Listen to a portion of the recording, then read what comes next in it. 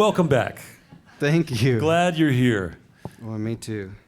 I was thinking about Fayetteville, Arkansas, when I was thinking about you, and I was thinking it must be a really interesting. I've never been there. For some reason, it's eluded me, or I've evaded it somehow. I don't know how. That's probably the one. Yeah. Yeah. Well, it's a good place to be from, as they say. Yeah. And I actually grew up about 40 minutes into the country. But Fayetteville was our closest culture, if you will, when I was younger. Have the university, go Razorbacks. Razorbacks, Pixui. Yeah. But I did grow up out in the country quite a ways. A place called Hickory Creek, which is not so much of a town, more of an area. It sounds fake. Sounds made up somehow. Yes. Where did you grow up? Hickory Creek, Arkansas. Hickory Creek, Arkansas. That's right. My mother made it up and told it to me. That's not true. My mother has never lied in her life. She's a saint. Okay. Anybody says anything different, I'll see you in the parking lot. Yeah. Along with Yorma. Along with Yorma. That's right. And that other biker dude, Ron. Yeah. That's right. And anybody else mean, scary you can think of. So you're out there in the country again, right? That's where you live now? I'm actually, I live in California now. Oh, you do live in California now? Yes. So might want to redo that segment. Just, I'm not afraid of the raw stuff. Yeah. I don't mind taking a fall for the sake of entertainment from time to time. I get behind that. Yeah. Well, I do want to mention that you are a guy who despite the really lovely and simple approach you've had to making songs and making records, you've interfaced with technology in a pretty remarkable way. You've actually got, I don't know what it was, like 800,000 individual downloads of your songs, and having songs in television and movie soundtracks and stuff. It's kind of like two worlds that don't seem like they would connect all that easily, but it's really worked well for you somehow. It has. I've been extremely lucky, and I'm not sure why it happened. Most of my songs are fairly specific, so it's only every once in a while that there's something that is broad enough that it actually fits and works in a scenario for a television show or a commercial or a movie. But I think that's one of the goals of songwriters in general, is to create a storyline that is specific enough to make it really so people can identify with it, but have it be ambiguous enough for it to be kind of universal, right? No, not really. No. I have steered away from that a little, only because. Maybe back when you were in Arkansas, you were doing that stuff. That's right. Yeah. Exactly. No, I just, all my favorite songwriters are all the ones who told very specific stories that, and that something that told a very specific story, and that let you use your imagination and see a picture in your head, and I think that's the stuff has come more naturally to me to fall into in that style. And I haven't listened to a lot of pop music.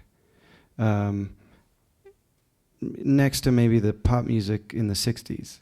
Right. That kind of stuff. But there was this guy, Yorma, he was in a band back in the 60s. Might have heard of him. I've heard of him. Yeah. Yes. Exactly. And I know in another sort of, hearkening. When it mattered. Yeah. I said it. And in another, not nostalgic nod to the past, but in a sort of embracing of the integrity that came before, you've made a record now that was literally making a record. You did a 2-inch 16-track analog recording in your house and put it out on vinyl. That's right. Yeah, we mixed it down to 2-track 1/4-inch, and then we took those 1/4-inch tapes up to Ojai, California, a place called the Mastering Lab, where a guy named Doug Sachs, who has done many of the great mastered many of the great records over the last 40 years, even longer than that actually. But we got to be in this room and see, you know, the tape rolling around and then mixing from that and mastering from that directly onto the vinyl, you know, cutting on the metal lathe. mother. Yes, exactly. See, us So old not guys, having anything digital in between there. Yeah. And we also just took great comfort in kind of taking all of the screens out of the living room and, you know, making music with your ears instead of your eyes. It seems to go easier that way for me. What you mean is like not looking at a computer screen, Right. when you're watching the process of recording. Yeah. Yeah, I find there's so much, and there's been amazing records made on all kinds of mediums, including digital, and it happens all the time. But for me, I find my tendencies when I'm making record in a digital format on a computer, when I can see the wavelengths, you have a tendency to think something's wrong with it if it doesn't look just right. And That's weird, actually. is that weird? Yeah, it's a little weird. Everybody does it though. I guess everybody's weird. I'm going to edit that part out. Okay. Good thing it's on digital.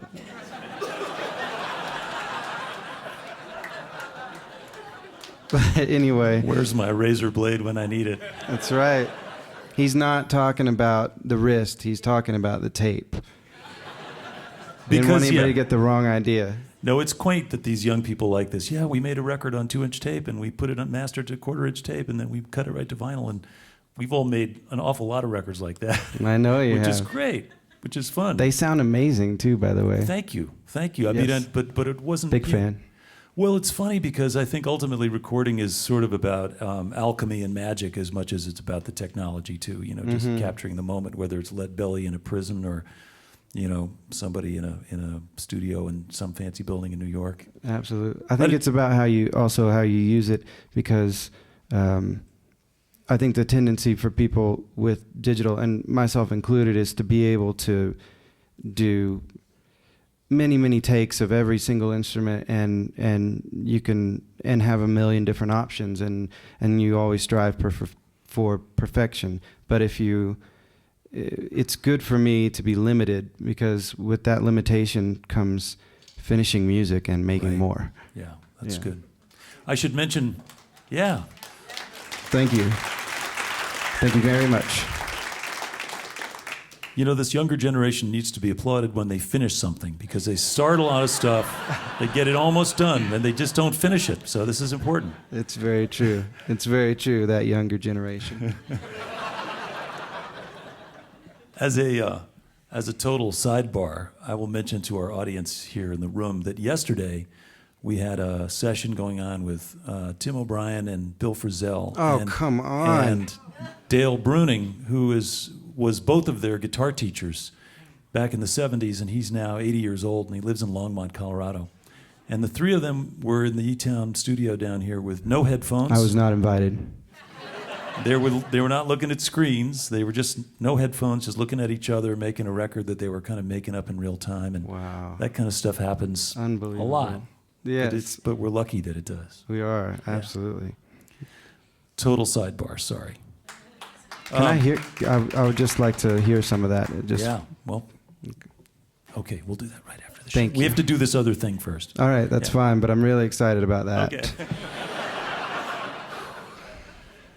Kind of mad at you because I was here, but I couldn't go. Let's go. Yeah, well, you didn't call. That's true. Yeah.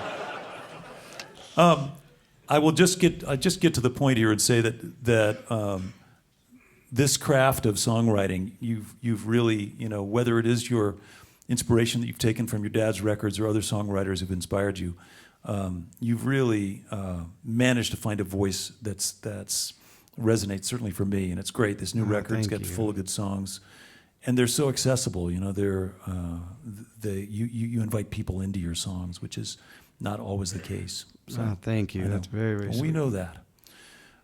It's nice to see you playing this old Stella guitar. I know Lead Belly's been getting some extra attention lately, and we think that's a good thing too. And he played something not too unlike that. That's thing, right. so, That's yeah. right.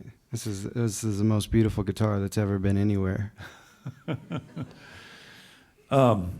Looks good. Soon to be in California. Yeah, it's especially handsome on the radio. I know for all those people. Yes, but we will tell you. Just talking about sound. Yeah, you'll get on the website and see the pictures. That's right.